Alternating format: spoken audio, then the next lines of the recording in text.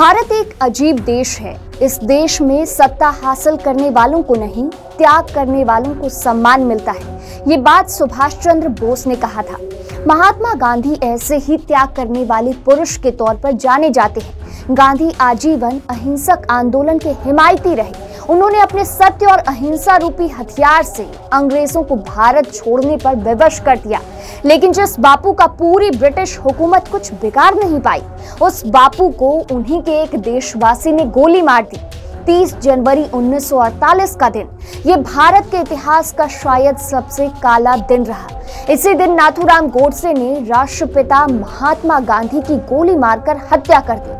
विडंबना देखिए कि अहिंसा को अपना सबसे बड़ा हथियार बनाकर अंग्रेजों को देश से बाहर का रास्ता दिखाने वाले महात्मा गांधी खुद हिंसा का शिकार हुए। महात्मा गांधी का हर कोई सम्मान करता था। नाथूराम गोडसे जब बापू की हत्या के लिए बिड़ला भवन पहुंचे तो उसने पहले गांधी के पैर छुए, फिर उन पर गोली चलाई। जब गांधी का निधन हुआ तो उनकी उम्र 78 साल थी। गोडसे भारत के विभाजन को लेकर गांधी जी के विचार से सहमत नहीं था, लेकिन ये गोडसे का कोई पहला प्रयास नहीं था। वो काफी पहले से बापू की हत्या की योजना बना रहा था, जिसमें नारायण आप्टे और विष्णु करकरे जैसे लोग भी शामिल थे। बापू की हत्या कोई अचानक नहीं हुई थी। कह सकते हैं कि आजाद भारत में पुलिस की लापरवाही की कहानी गांधी की हत्या से ही शुरू होती है। 13 जनवरी 1948 को दिन में करीब 12 बजे महात्मा गांधी 2 मांगों को लेकर भूख हड़ताल पर बैठ गए। पहली मांग थी कि पाकिस्तान को भारत 55 करोड़ रुपए दे और दिल्ली में मुसलमानों पर होने वाले हमले रुक जाएं। गांधी की भूख हड़ताल के तीसरे दिन यानी 15 जनवरी को भारत सरकार ने घोषणा की कि वो पाकिस्तान को तत्काल 55 करोड़ रुपए देगा। सरकार के इसी फैसले के साथ ही गांधी उग्र हिंदुओं की नजरों में विलेन बन चुके थे। गोडसे और उसके साथी और तमाम हिंदुत्ववादी संगठन हिंदू राष्ट्र के स्वप्न में महात्मा गांधी को बाधा के तौर पर देखते थे।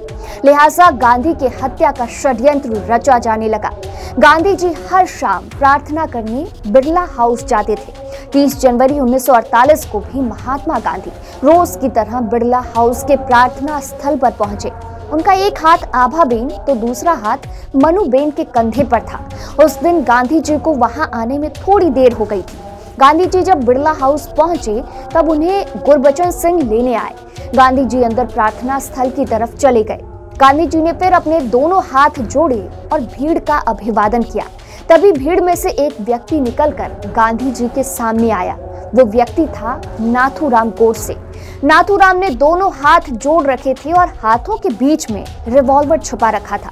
कुछ ही सेकंड में नाथूराम ने रिवॉल्वर तानी और एक के बाद एक 3 गोलियां गांधी जी पर चला दी। गांधी जी के मुंह से हे राम निकला और वे जमीन पर गिर पड़े। गांधी जी को अंदर ले जाया गया, लेकिन थोड़ी ही देर में डॉक्टरों ने गांधी जी को मृत घोषित कर दिया। हालांकि गांधी जी को मारने की साजिश आजादी के बाद से ही रची जाने लगी थी। नवंबर 1947 से ही हथियार जमा किए जाने लगे। गांधी जी को 20 जनवरी को ही मारने की साजिश थी, लेकिन सफल नहीं हो पाई।